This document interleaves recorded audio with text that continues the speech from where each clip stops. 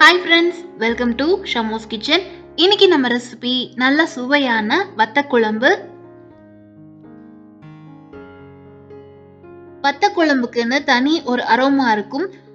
காரம், புளிப்பு எல்லாம் சேர்ந்து நல்ல ஒரு போல்டான ஃப்ளேவர்ல ஒரு டேஸ்டியான குழம்பு இது. தேன் மாதிரி திக்கா எண்ணெய் மிதக்க மிதக்க சூடான சாதத்தோட சாப்பிட அருமையா இருக்கும். இதுக்கு சைட் டிஷ்ஷா அப்பளம் மட்டும் இருந்தாலே போதும். இந்த குழம்பு செஞ்சு ஒரு வாரம் வரைக்கும் நம்ம ஸ்டோர் பண்ணி வச்சுக்கலாம். நல்லெண்ணெய், வெந்தயம், வத்தல் எல்லாம் சேர்ந்து ஒரு அருமையான வாசனையை கொடுக்கும். நீங்க நம்ம சேனல் இன்னும் சப்ஸ்கிரைப் பண்ணலன்னா சப்ஸ்கிரைப் பண்ணிக்கோங்க. கூடவே பெல் ஐக்கான் பிரஸ் பண்ணி ஆல் கொடுங்க. இந்த வீடியோ உங்களுக்கு பிடிச்சிருந்தா ஒரு லைக் கொடுங்க. நீங்க கொடுக்குற ஒவ்வொரு லைக்ஸும் கமெண்ட்ஸும் எங்களுக்கு இன்னுமே மோட்டிவேட்டடா இருக்கும். இப்ப வாங்க ரெசிபி செய்ய ஸ்டார்ட் பண்ணிடலாம்.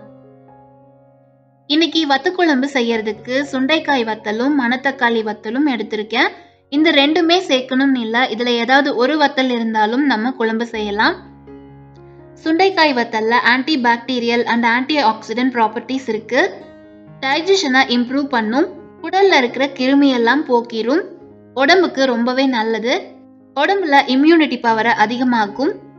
அதே மாதிரி மணத்தக்காளி வத்தலும் உடம்புக்கு நல்லது, வாய்ப்புண், வயிற்றுப்புண் எல்லாத்தையுமே சரி செய்யும். ஸோ அடிக்கடி உணவுல எடுத்துக்கோங்க.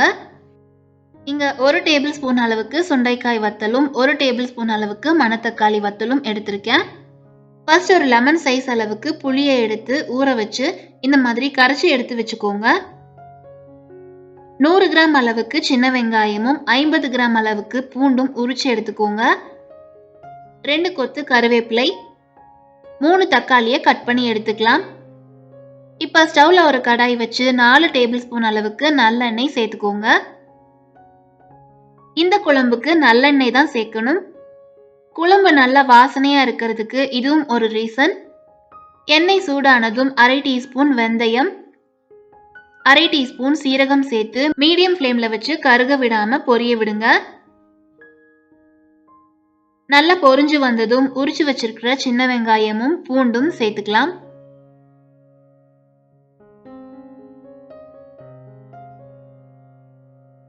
ரெண்டு 3 நிமிஷம் வதக்குனதுக்கு அப்புறமா வத்தலை சேர்த்துக்கோங்க. இங்க 2 வத்தலையுமே ஆட் பண்ணிக்கலாம். வத்தலும் எண்ணெயில கொஞ்ச நேரம் பொரிஞ்சு வரட்டும். அப்பதான் குழம்பு நல்ல வாசனையா இருக்கும்.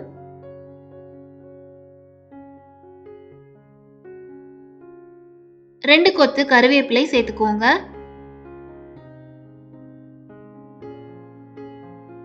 கட் பண்ணி வச்சிருக்கிற 3 தக்காளியும் சேர்த்துக்கலாம். இதுக்கு தேவையான அளவுக்கு உப்பு சேர்த்து கலந்து விட்டுக்கோங்க. உப்பு சேர்த்து வதக்கும் போது தக்காளி சீக்கிரமாவே வதங்கிரும். இப்போ 1/4 டீஸ்பூன் மஞ்சள் தூள், 1/2 டீஸ்பூன் பெருங்காயத்தூள் சேர்த்துக்கோங்க. நல்லெண்ணெயிலேயே வெங்காயம், பூண்டு, தக்காளி, வத்தல் எல்லாம் நல்லா வதங்கி வரணும். இந்த குழம்புல நிறைய நல்லெண்ணெய் ஊத்தி செய்யறதுனால தான் இதை ரொம்ப நாளைக்கு நம்ம ஸ்டோர் பண்ணி வைக்க முடியும். இப்ப தக்காளி எல்லாம் கரைஞ்சு நல்லா சாஃப்டா வெந்து எண்ணெய் பிரிஞ்சு வந்திருக்கு. இந்த மாதிரி வந்ததும் கரைச்சு வச்சிருக்கிற புளியை சேர்த்துக்கோங்க. தேவையான அளவுக்கு தண்ணி சேர்த்துக்கலாம். நான் 1 டம்ளர் அளவுக்கு தண்ணி சேர்த்திருக்கேன். நம்ம புளி கரைக்கும் போதும் தண்ணி சேர்த்திருப்போம். ஸோ குழம்போட திக்னஸ் பார்த்துட்டு உங்களுக்கு தேவையான அளவுக்கு தண்ணி சேர்த்துக்கோங்க. 2 டேபிள் ஸ்பூன் குழம்பு மிளகாய் தூள் சேர்த்துக்கலாம். குழம்பு மிளகாய் தூள் இல்லைன்னா வெறும் தனி மிளகாய் தூளும் மல்லித்தூள் மட்டுமே சேர்த்துக்கலாம். இதை கலந்து விட்டுட்டு நல்லா கொதிக்க விட்டுடலாம். இந்த குழம்பு திக்கா தான் இருக்கணும். ஸோ இந்த தண்ணி எல்லாம் சுண்டி நல்லா திக்காகி வரட்டும்.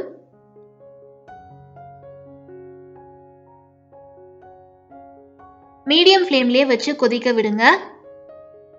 அப்பதான் மசாலா புளியோட பச்சை வாசனை எல்லாம் போகும். இடையில கலந்து விட்டுக்கோங்க.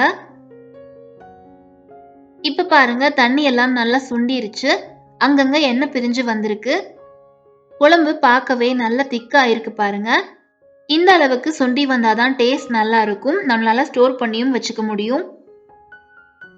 இப்போ ஸ்டவ் ஆஃப் பண்ணிக்கலாம்.